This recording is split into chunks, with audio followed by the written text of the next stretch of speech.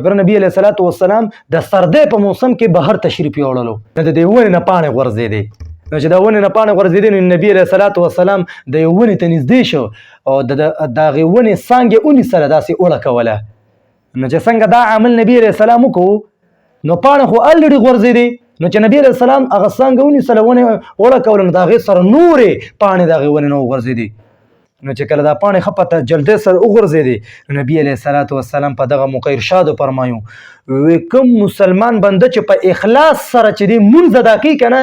نو د هغه نه به دا ګناهونه داسې دوړېږي لکه څنګه چې د دې ونې نه دا پاڼې ودوړېدې نبی علیه السلام فرمایي ویچ کې کم یو مسلمان بنده په اخلاص سره مونځ کوي که نه په اخلاص سره اهتمام د مونځ کوي نو د ده نه به دا ګناهونه داسې دوړېږي لکه څنګه چې د دې ونې نه دا پاڼې وغورځېدې